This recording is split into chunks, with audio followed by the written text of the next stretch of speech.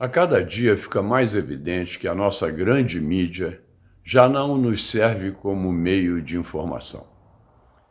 Infelizmente, ela é omissa, confia no que deveria considerar esquisito ou até falso e não confia no que deveria merecer sua absoluta confiança. Os exemplos são flagrantes. Eu citaria como exemplo de omissão algo que está ocorrendo não aqui, mas nos Estados Unidos, mas que deveria merecer uma ênfase especial de toda a mídia, no Brasil e no mundo. É o grande escândalo que cerca Joe Biden e seu filho, que, tendo celulares decifrados, veio a revelação estarrecedora de que ele recebe mesada do Partido Comunista Chinês.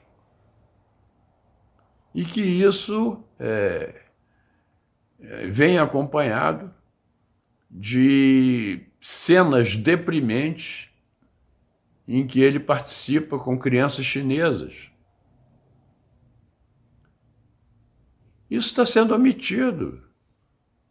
Mas Trump não perdoa e fala todo dia nesse escândalo, sobre o qual as provas são irrefutáveis. E a nossa mídia? Zero de informação.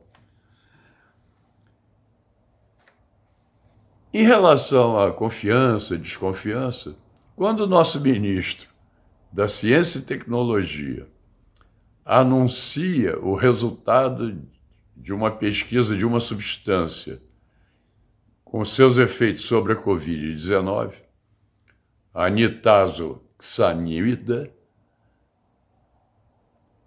a mídia estranha. Ministro da Ciência. Essa turma, será que não sabe que o Ministério da Ciência é para fazer pesquisa?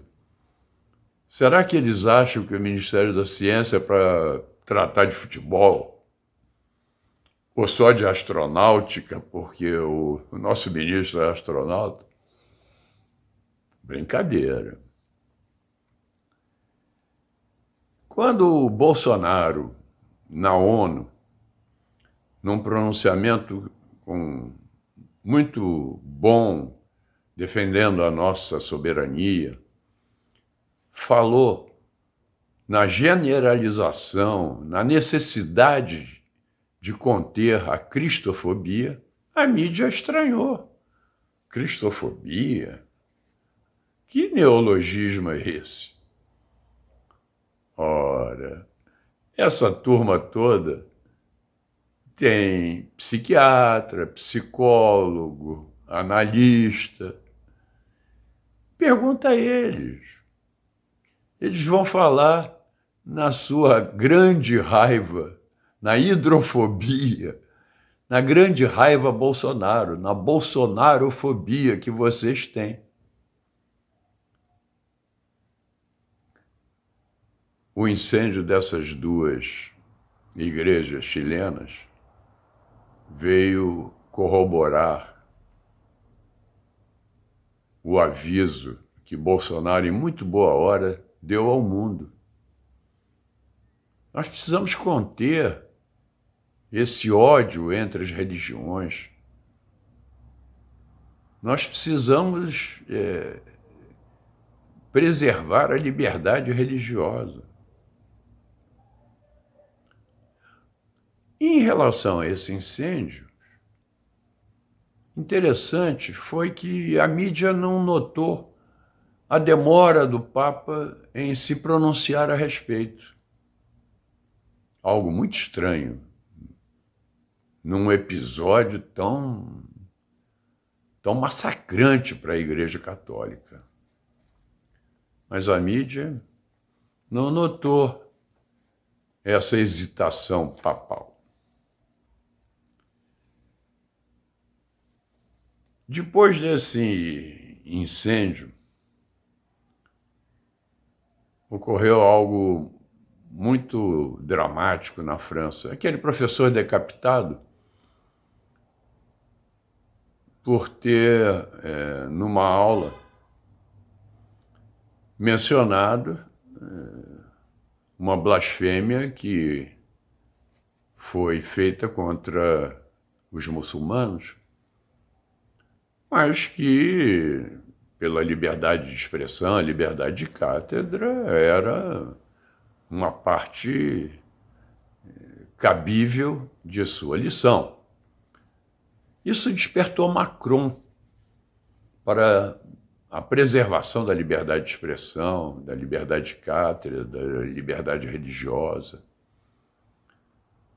Macron, que cobra do Brasil, nos 5 milhões de quilômetros quadrados da Amazônia, uma vigilância irrestrita, que não permita um único incêndio, mesmo nas épocas de grande seca. Incêndio que ele chama de queimada. Macron, são 5 milhões de quilômetros quadrados. Você estava a 3 mil metros da Catedral de Notre Dame quando ela pegou fogo. E não foi lá com o baldinho para tentar apagar o fogo. Nem os seus sapeurs-pompiers, que estavam ainda mais próximos, chegaram a tempo.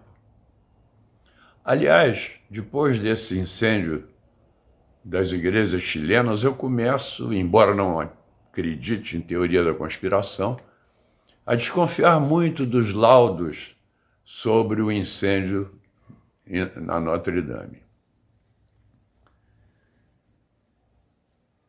Uma coisa que a nossa imprensa devia martelar é uma avaliação do que está acontecendo em educação.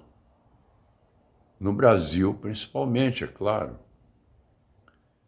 Eu fui convidado e participei de um webinar da OCDE, Organização de Cooperação para o Desenvolvimento Econômico, sobre um questionário que eles vão aplicar no PISA em 2022. O PISA seria em 2021, mas foi adiado em função da pandemia. Um questionário em que eles vão tentar avaliar o que ocorreu na educação sob a ótica dos alunos, entre 15 e 16 anos, que vão participar do teste, e dos diretores das escolas em que esses alunos estudam. A Unesco e a IEA também estão fazendo pesquisas nesse sentido. E eu acredito que nós deveríamos, através do INEP e até do IBGE, ficar bem atentos a essas pesquisas e tentar reproduzi-las no caso brasileiro. Nós precisamos saber o que aconteceu e tirar daí lições para que no ano que vem nós possamos enfrentar qualquer crise que advenha de uma forma mais eficaz, eficiente e efetiva. Outra avaliação que eu gostaria de ver feita é sobre o setor de saúde. A opinião pública brasileira, não só eu, a opinião pública brasileira quer saber quanto nós gastamos em verbas enviadas para governos estaduais e governos municipais para combater a pandemia e quanto foi desviado por força da corrupção. Esse balanço, aliás, deveria estar pronto até antes das eleições, para que nós possamos votar em pessoas confiáveis. Eu fico horrorizado porque eu ouço, muitas vezes, aqui no Rio de Janeiro, dizerem: vou votar nele porque rouba, mas faz. Isso é um absurdo. Quem pensa assim ou está participando dos benefícios desses desvios, ou então está colocando o nariz de palhaço, né? Isso é de uma burrice atroz. Quem rouba mais faria muito mais se não roubasse. E não mataria, porque essa corrupção de roubar em respiradores, em leitos de UTI, em hospitais de campanha, para usá-las como verba de campanha, isso aí mata, matou talvez centenas ou milhares de pessoas. E vocês vão votar nesses assassinos? O Pisa tem razão em colocar o Brasil lá dentre os 79 países que são investigados no teste, entre o 70º, 75º, etc. Está faltando muita educação no Brasil.